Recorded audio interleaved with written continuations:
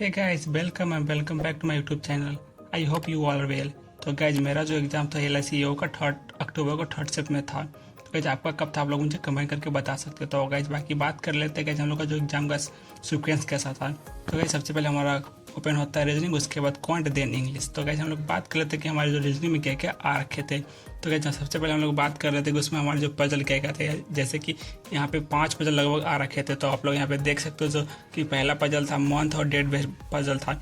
जैसे मार्च और मई और जून का जो दे रखा था, इसमें 9 लोग बैठे हुए थे जो, और उसमें से जो डेट था हमारा 7, 12 और 21 को था, उसको हम लोग को यहाँ पे अरेंज करना था। उसमें 5 क्वेश्चन उसमें का रखे थे। उसके बाद हमारा जो था लीनियर रो, जिसमें नॉर्थ और साउथ फेस कर रखे थे, जिसमें 8 लोग बैठे हुए थे, उसके भी हमारे 5 क्वेश्चन आ रखे थे। उसके बाद हमारा आंसर लिनियर होता है, जिसमें कि नॉर्थ फेस कर रहा था, उसको हमारे 3 क्वेश्चन आ रखे थे। उसके बाद बात कर ले डिजिग्नेशन वाले, जिसमें CFO, वाइस प्रेसिडेंट ये सब होते हैं, उसमें हमारे 5 क्वेश्चन आ रखे थे। तो गाइस, अभी लोग यहाँ पे देख सकते हो। उसके बाद हम लोग का बात करते हैं जो हमारा था, उसमें फाइनेंस, मार्केटिंग और एडमिनिस्ट्रेशन, उसमें 10 लोग थे, उसमें हम लोग का अरेंज करना था। उसमें कभी 5 क्वेश्चन यहाँ पे आ रखे थे। उसके बाद हमारा था आंसर, जिसमें हमारे 3 क्वेश्चन आ रखे थे। उसके बाद सिलॉक्स का 4 क्वेश्चन आ रखे थे और पेयर फॉर्मेशन का 1 क्वेश्चन उसमें आ रखे थे। उसके बाद एक हमारा सिंबल कोडिंग, यानी कि एक जो कोड बनाकर दिया हुआ था, वो क्वेश्चन भी इस बार आ रखे थे और बारी थे। उसके बाद 3 क्वेश्चन यहाँ पे आ रखे। तो उसका लोग बात कर लेते हैं क्वांट के बारे में। तो क्या क्वांट में हमारा टेबुलर DI एक आ रखा था, इसमें कैजुअल फॉर्मल शॉर्ट के बारे में था। इसके हमारे 5 क्वेश्चन थे। उसके बाद हमारे पाई चार्ट थे, उसके भी यहाँ पे 5 क्वेश्चन आप लोग यहाँ पे देख सकते हो क्या आए हुए थे। उसके बाद हमारा था कैशलेट, जिसमें कि रेड और ग्रीन को अरेंज करना था, जिसमें कि उसके हमारे 3 क्वेश्चन आ रखे थे। उसके बाद हम लोग बात कर लेते हैं उसके क्वाड्रेटिक में हमारे 5 क्वेश्चन आ रखे, जो कि सिंपल ही था।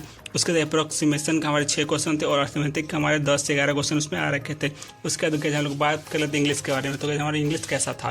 तो इंग्लिश में सबसे पहले हमारा RC था, जिसमें हम लोग को साइनर ने पूछा गया था ट्विस्ट का और सिंगल का, उसका कोर्स को उसको रिप्लेस करना था। उसके बाद हमारा 5-6 क्वेश्चन उस RC के थे, उसमें एक फिल इन द ब्लैंक्स भी थे।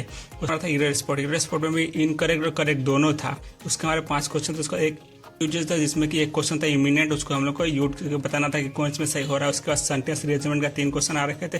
क्लोज टेस्ट इसमें आ रखे थे 5-6 क्वेश्चन थे, A से F तक हमने उसमें अरेंज करना था।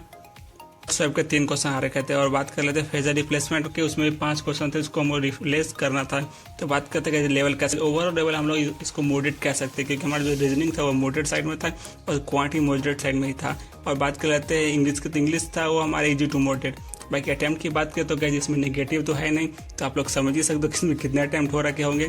तो गैज मेरा अटैम्प्ट अच्छे खासे हो रखे हैं, और आप लोग कितने अटैम्प्ट हो रखे हैं आप लोग मुझे कमेंट करके बता सकते हो।